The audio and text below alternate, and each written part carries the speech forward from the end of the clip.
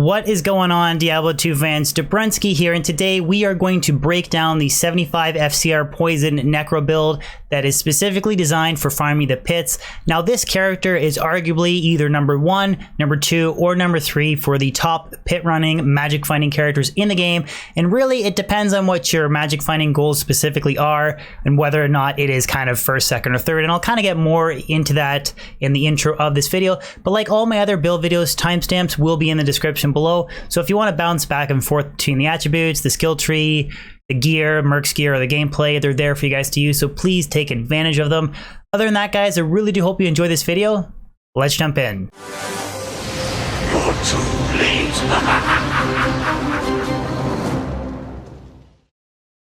Alright guys, so before we dive into the specifics of this particular character build, there's just 3 main points that I want to go over.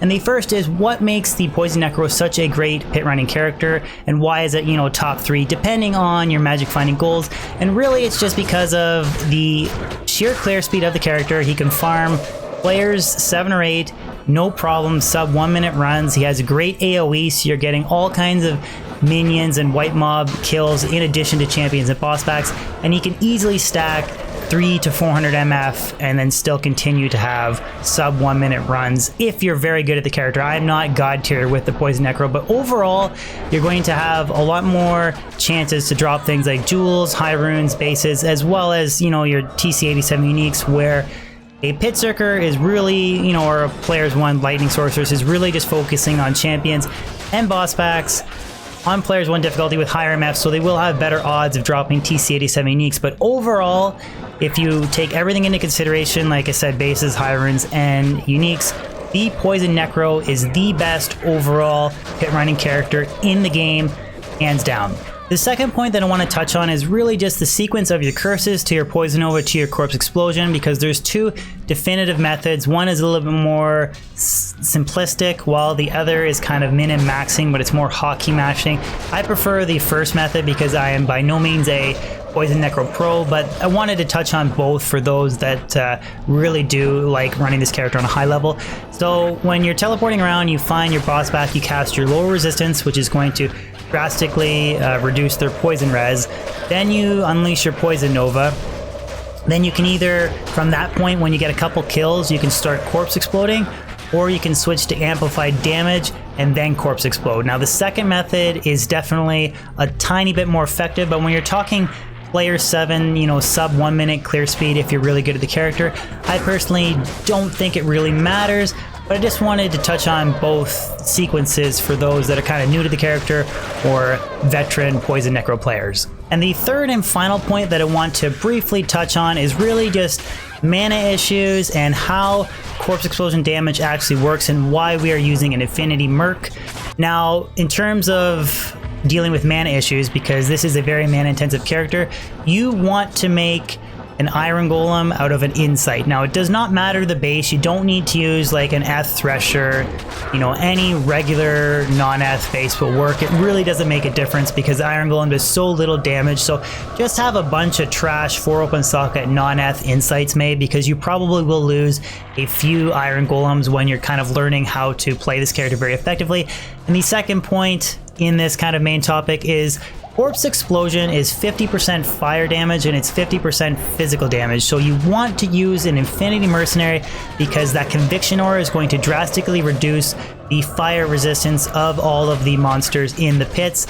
Now, Infinity does not lower poison resistance, but the lower res curse does. Now, touching back on the second point that I covered, your Infinity is going to, the Conviction Aura from Infinity on your Mercenary is going to drastically reduce the fire res, and then when you cast your lower resistance curse, that is going to lower the poison res, so when you shoot off your Poison Nova, you're going to get a quicker kill. But then when you switch to Corpse Explosion, the reason why I prefer to just leave lower res on as opposed to switching to Amplified Damage is because that lower res curse is going to make sure that every monster in the pit will have basically minus 100 fire res, which will drastically increase your Corpse Explosion damage.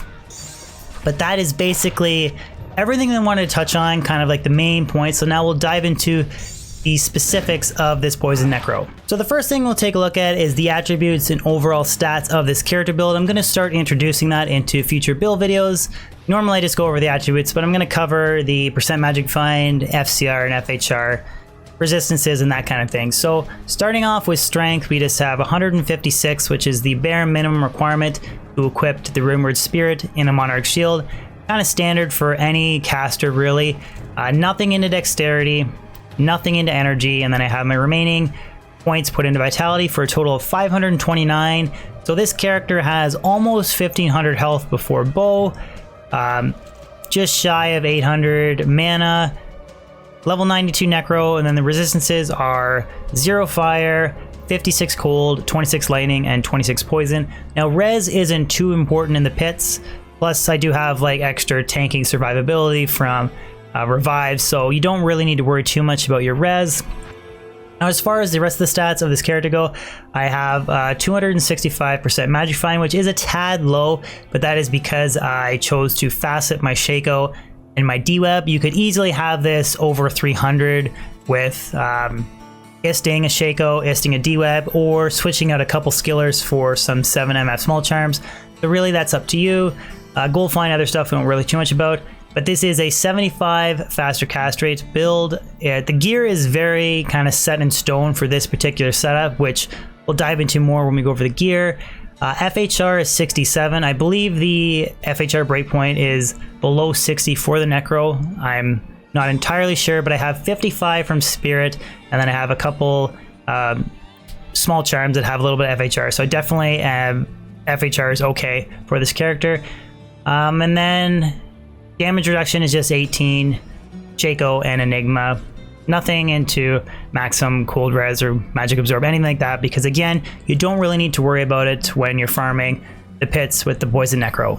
So as far as your skill distribution goes, the summoning and curse tree is very simple on this character build. Basically, we should call them the kind of the one-hit wonder skill trees, because for this entire summoning tree, we just have one hard point into everything. So one into Raised Skeleton, one into Skeleton Mastery. The Skeleton Mastery is just simply because it increases the life and the damage of revives. One into Raised Skeleton Mage, and that's just because it is a prerequisite to unlock Revive. And then we have one into Clay Golem to unlock Blood Golem, one into Blood Golem to unlock Iron Golem, and this is what we use. We make an Iron Golem out of the Rumored Insight so that we always have the Meditation Ore for mana recovery. That is very important. And then we just have one hard point into Golem Mastery and then one hard point into Summon Resistance. These, like Skeleton Mastery, Golem Mastery, and then Summon Resist, they're just really to increase the tankiness of your revives and your Iron Golem. The Curse Tree, same idea, one hard point into all the prereqs, and then I have a couple extra points into Little Resistance to squeak out a few more points for like minus poison res. But so one amp, one into Weaken, one into Terror, one into Iron Maiden, one into Life Tap, one into Decrep, all to unlock your lower resistance. Now the reason why I have 23 instead of one hard point is you do get a little bit extra additional minus res, so just kind of min and maxing the idea of really cranking Poison Nova damage. I put a couple extra points into lower res. Now the Poison and Bone skill tree is where the majority of the skill points are invested, because this is a Poison Necro. Makes sense, right? So starting kind of working our way backwards, we have a maxed Poison Nova, maxed Poison Explosion, and then maxed Poison Dagger, and that is because they all synergize Poison Nova. So this particular setup I have with the battle command from buffing up with CTA, I have 11k Poison Nova, and then I do have a maxed Corpse Explosion, and that is to just increase the radius to its maximum. Others might think a maxed radius is not really necessary, so again, it's up to you. If you don't want to completely max Corpse Explosion, you can put your remaining points into the Bone Armor tree to help with absorbing damage from archers. We just have one hard point into Teeth, and that's just to unlock these prerequisites. Kind of working our way backwards wasn't maybe a good idea. And then I have one hard point into Bone Armor, and then I have one hard point into Bone Wall. Now, I don't use Bone Wall. The only reason I'm investing points into this particular skill is because every successive point into bone armor from 92 to 99 is only going to add an additional 10% damage absorb, where it receives actually 15 damage absorb from bone walls. So my remaining points, as I continue to level with this Necromancer, they will be put into bone wall, because each single hard point will actually add 15 absorb versus 10 into bone armor. So that is definitely an important thing about this character, which I will dive into more when I show you an example run. But you always want to keep your bone armor recasted, because it's going to help save you in a couple hairy situations with archers. And now the exciting stuff, the gear. Like I mentioned earlier, this character's gear is pretty well set in stone. Really, unless you're kind of running like a nice caster amulet, then you might want to change your belt to something else, like maybe Sigurd's Stealth if you're playing on single player and you just want to make a hero-added item and you don't care, or maybe like Dungos if you want more DR for archers or something. But those are kind of really weird niche 75 FCR setups. It's very set in stone, so I'm not going to talk too much about different alternatives. But starting off, we'll kind of work our way boots and up. I have War Travelers for everything that we like for magic finding, MF, Strength, Vitality.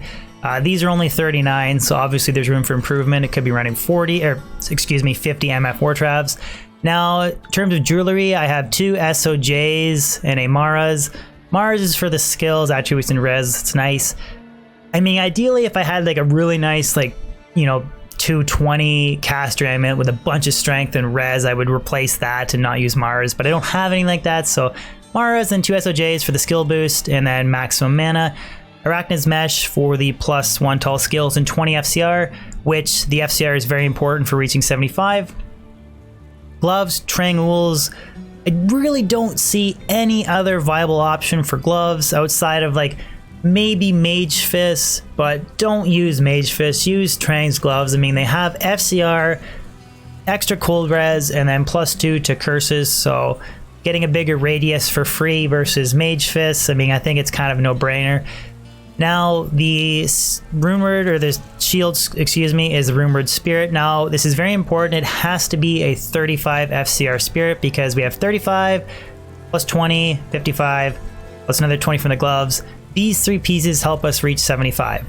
There's no other way. Like, if you don't have a 35 FCR Spirit, you absolutely have to either use a caster amulet or you can't use an SOJ. So, I mean, you can use like an FCR ring. There is ways around it, but ideally you kind of want these 3 pieces. They're very important. Body armor is Enigma. Do not use Bramble for plus poison damage. You want to use Enigma. You can teleport, you can reposition your Iron Golem, your Merc, and your revives. Just don't use Bramble. Please don't do it. Don't do it. This is definitely an Enigma-based character.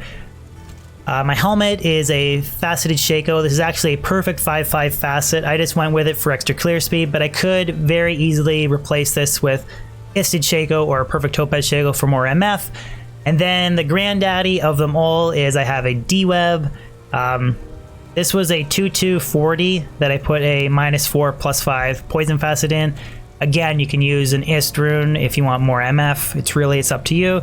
And then on Switch, I have a CTA and Spirit. The FCR on the offhand doesn't matter. This is just a 25 Spirit. And the CTA is a 4/5/2, which is pretty decent, but it's not a 6 bow. But it gets me...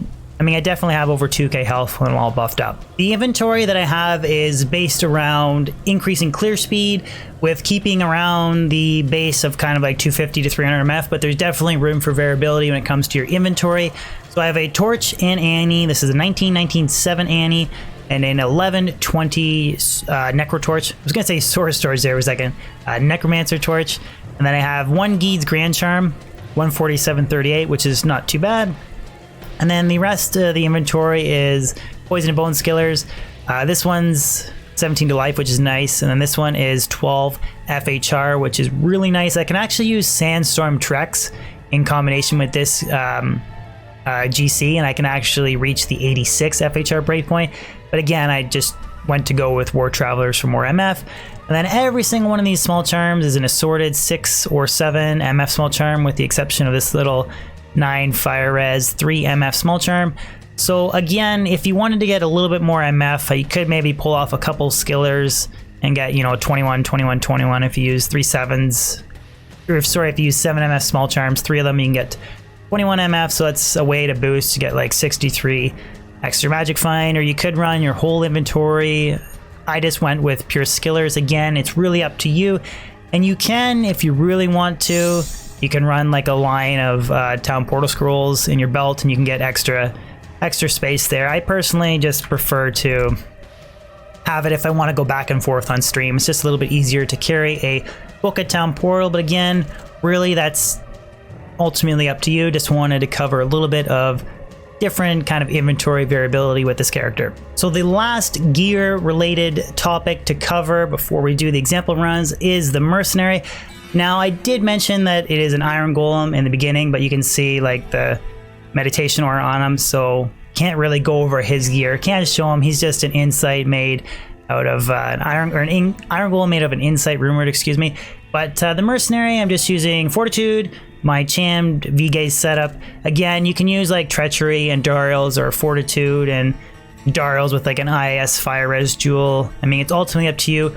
A note to mention about Darials, this has been discussed in my Discord community, that the Poison Nova on Andariels will not override yours. Some people had thought that was an issue, but apparently through testing it's not 100% definitively like sure that it doesn't override, but I'm 99% sure that it does not. But I just like using it's kind of like my showpiece chammed DR Vamp Gaze anyways.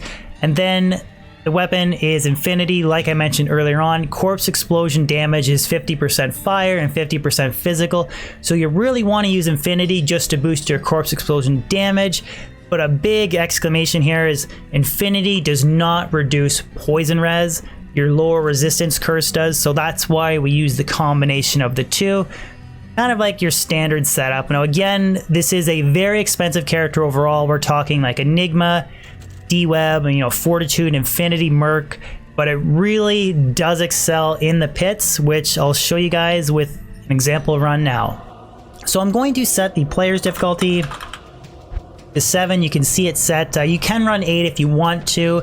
A note about Archer's strategy is when you have the revives, you kind of want to telly stomp the Archer. It kind of seems the opposite of what you want to do, but you telly stomp the Archer, stay still for a moment, your revives will spread out and they'll absorb the majority of the damage.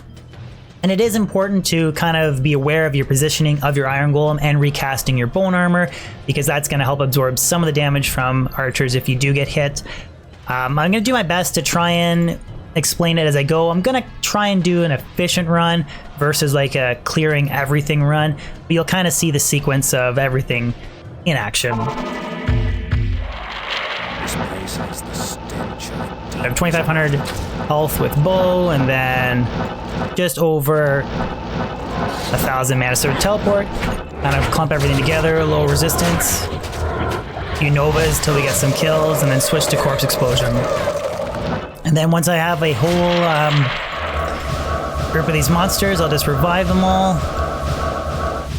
get a decent amount, and then I can kind of feel a little bit more safe. So here's a hairy might.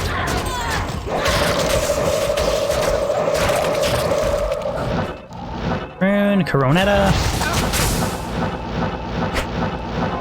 There's another champion back, excuse me. Low resistance, Poison Nova, Corpse Explode.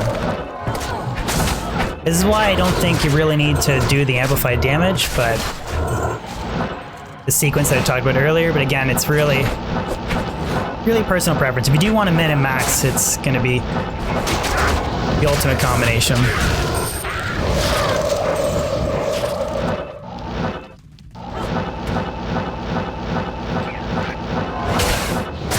I do clear some white packs, not too much. The Jewel, Flawless Topaz, 1540. Nope.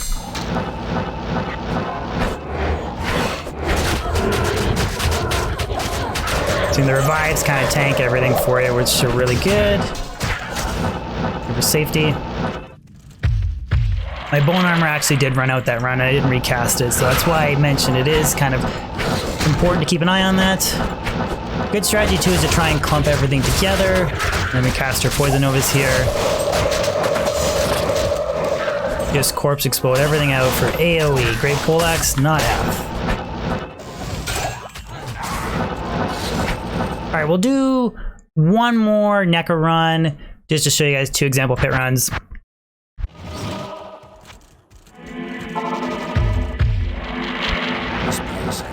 Try and do this one a little bit quicker.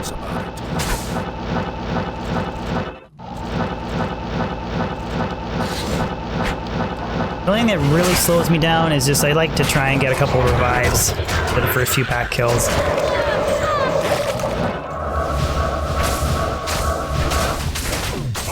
Okay, 6 revives. I might get a couple more.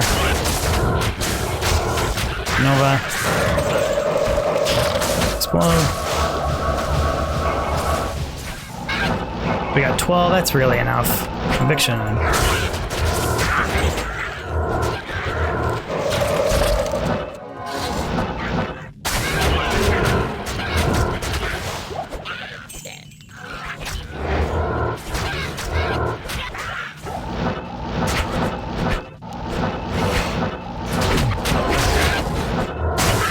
But it's really important to try and clump them.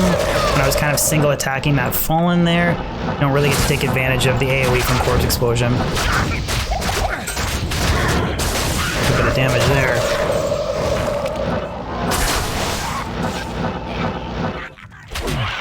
Cast the Bone Armor this time.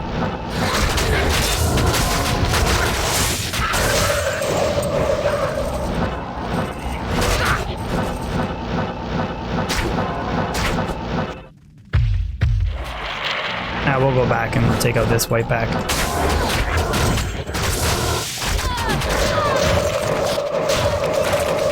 The AoE of this character is just absolutely phenomenal. We'll check the antlers. 6 NATO. Fire res. We buff everything. Try and clump these guys together. Teleporting on CTA. Low resistance, couple poison novas, and then blow everything up.